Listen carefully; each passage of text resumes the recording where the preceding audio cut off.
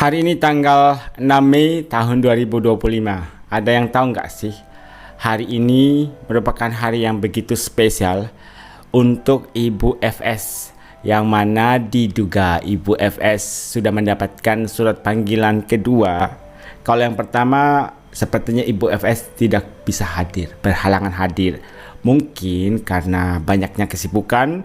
Yang kita tahu bersama bahwa Ibu FS ini adalah seorang pebisnis yang luar biasa dengan jadwal-jadwal yang padat tentu saja, maka tidak bisa memenuhi undangan dari pihak Polela. Dan ada panggilan kedua untuk Ibu FS, dan kita lihat apakah Ibu FS hadir untuk memenuhi panggilan Polela atas kasus yang dilaporkan oleh Nikita Mirzani.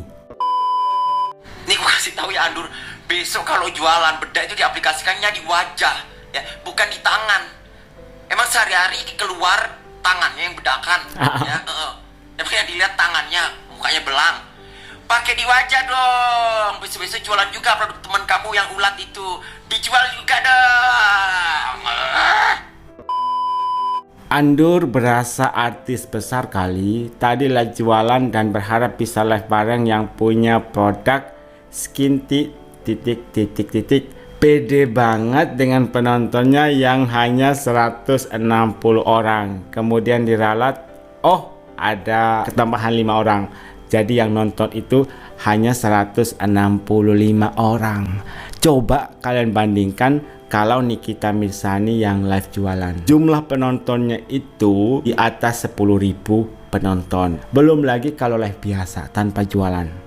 Live jualan saja penontonnya bisa mencapai 30.000, 40.000 penonton. Apalagi kalau live tanpa menjual satu produk, yang nonton bisa mencapai 100.000 penonton. Dan kalian bandingkan kalau Ibu FS yang live, yang nonton hanya 165 orang. Saya mau bertanya kepada kalian, yang lebih terkenal siapa? Apa Ibu FS atau Nikita Mirzani? Perbandingan berikutnya, setiap postingan di sosial media oleh Ibu FS dan Nikita Mirzani, posisinya Ibu FS lagi di luar nih, menghirup udara bebas. Segar dengan view lapangan golf di rumah Ibu FS. Beda dengan Nikita Mirzani yang ditahan oleh pihak Polela, ada di dalam jeruji besi. Dan setiap postingannya di sosial media yang likes itu lebih dari 100.000 netizen. Nah, kalian bisa simpulkan sendiri yang lebih terkenal di sini siapa. Mungkin kalian mengira kalau Nikita Mirzani sudah masuk ke dalam penjerong, perlahan-lahan orang-orang akan melupakan beliau. Tidak akan dilupakan. Justru semakin banyak yang cinta, yang sayang, dan yang menunggu kebebasan dari Nikita Mirzani. Yang ditunggu itu apa? Gebrakan-gebrakan baru yang tentu saja sudah dipersiapkan oleh seorang Nikita Mirzani. Kemudian di sini ada postingan dari akun Suara Netizen Real pada saat Ibu FS dan Ibu Sela Sukia yang lagi live jualan. Kalau Ibu FS lagi mencoba produknya. Tapi kok bisa mirip ya? Produknya, isinya itu warnanya bisa persis sama. Berarti di sini diduga dibikinnya di pabrik yang sama. Kira-kira di pabriknya siapa ya? Si botak gue bikin menjadi terdakwa. Botak bro. Santai lagi. Ya gue disenggol sih. Open Paris disenggol. Nah, udah jelas beda dalam segala hal. Wow. Akhirnya duduk udah dipisah kita nih, udah botak nih. Paham lagi. Siapa itu bang? Hah? Siapa? Ya namanya si botak. Oh, paham. Orang udah tahu bahwa fakta kok dia terdakwa. Oh, Bukan gitu. pencemaran nama baik. Oh sekarang udah? Kok lu nggak tahu? Udah begini dia. Oh gitu. Gak lawyer, Ya. yang nggak ngerti soal gelar perkara khusus gitu loh. Gelar perkara khusus tuh katanya tuh aneh, sesuatu yang aneh, tidak bisa dimintakan. Ya. Kenapa? Menurut Bang Hotman boleh nggak jika dokter merasakan ada keganjalan, keanehan, terus dokter melaporkan ke Dumas meminta gelar perkara khusus? Itu Bisa. boleh nggak Bang Bisa. Hotman? Bahkan ada khusus itu namanya Karo Wasidik di Mabes. Nah, iya. Khusus untuk Atau kalau ada pelanggaran ke propam. Iya, ke di propam. Ya, tapi satu lagi karo wasidik adalah yang bagian untuk menguji ulang hasil Betul. dari penyidik. Boleh-boleh aja. Boleh-boleh aja Ya. kan, itu kan sah dalam hukum kan. Hak konstitusi. Nah, dengerin ya untuk Ya. Pak Anus, dengerin Pak Anus. Nih, ini Bang Hotman loh. Lu tahu nggak sih berapa M honorku untuk laporin kau ke polisi? Tapi gua tolak.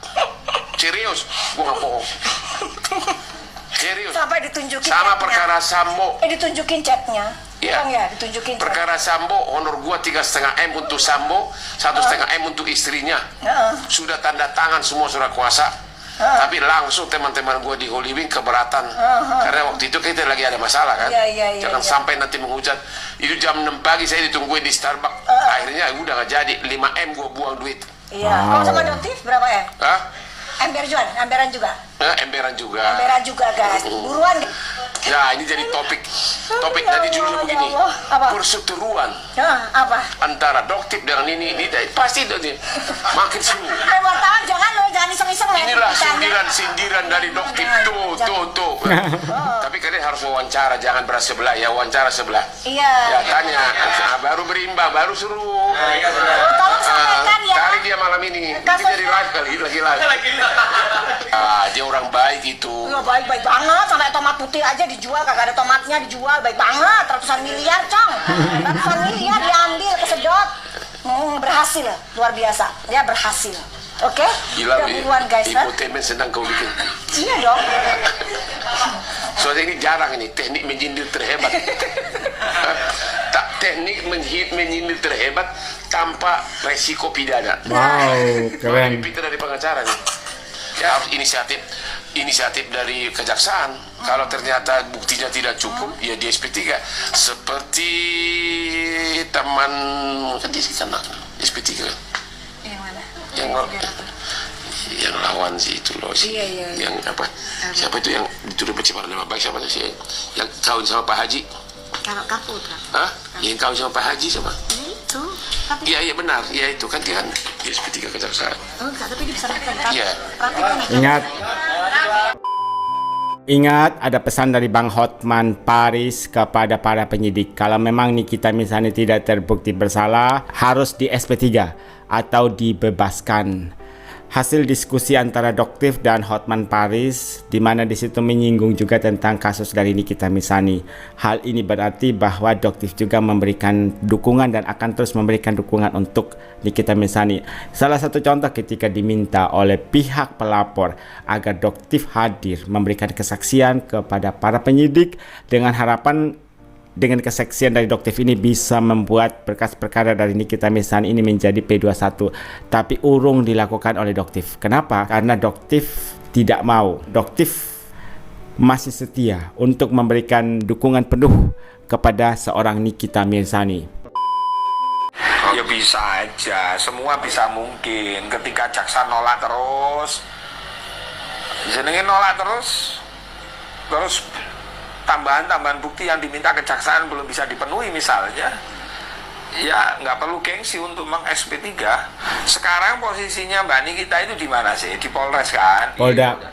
Rakyat di Polda, masih tahanan Polda, masih wilayahnya polisi kan? Ya, betul. Nah baru kalau P21 baru itu wilayahnya kejaksaan, tanggung jawabnya kejaksaan gitu loh. Itu. Nah berarti sekarang tanggung jawabnya kepolisian Penyidik. untuk menguatkan dugaan-dugaan, bukti-bukti yang cukup itu ke situ. Ya NKRI banget gitu kan. Tapi kata kebebasan. Yes, iya. Pasti Mbak Nikita ya kepingin lah. Kalau kita berbicara kemanusiaan ya kasihan. Punya anak-anaknya kan ya kasihan. Apalagi dia tulang punggung gitu kan. Betul. Tapi karena ini negara hukum ya ikuti aja proses hukum. Dan Mbak Nikita kan taat hukum. Dipanggil ya datang hingga sampai ditahan kan itu. Nah artinya misalnya mentok nanti kepolisian tidak bisa melengkapi bukti-bukti yang diminta oleh kejaksaan, jangan ragu, jangan gengsi, jangan egois. Kembali ada statement juga selain Bapak Hotman Paris yang meminta kepada para penyidik atau pihak yang berwenang untuk membebaskan Nikita Mirzani kalau memang buktinya tidak cukup kuat. Kita sebagai netizen pun berharap demikian. Pak, kalau memang buktinya itu belum cukup kuat, pihak pelapor saja sampai dengan saat ini masih terus untuk mencari bukti dalam kasus Nikita Mirzani. Bahkan ada pernyataan seperti kewalahan juga dari pengacara DRG. Sudah cukup, hanya bukti ini yang bisa kami berikan kepada pihak penyidik. Dan bukti-bukti yang mereka sudah berikan kepada pihak penyidik tidak berhasil membuat kasus dari Nikita Mirzani ini menjadi P21. Netizen akan terus mencari keadilan. Saya pun demikian, secara pribadi masih terus mencari keadilan untuk Nikita Mirzani. Kalau memang Nikita Mirzani bersalah, ya sepantasnya dihukum sesuai dengan aturan yang sudah ditetapkan di negara kita tercinta ini, Indonesia. Kalau memang tidak terbukti, lepaskan dong Pak. Tidak ada alasan untuk melepaskan Nikita Mirzani kalau memang bukti-buktinya itu tidak kuat atau tidak cukup untuk menjadikan berkas perkara dari Nikita Mirzani itu menjadi P21.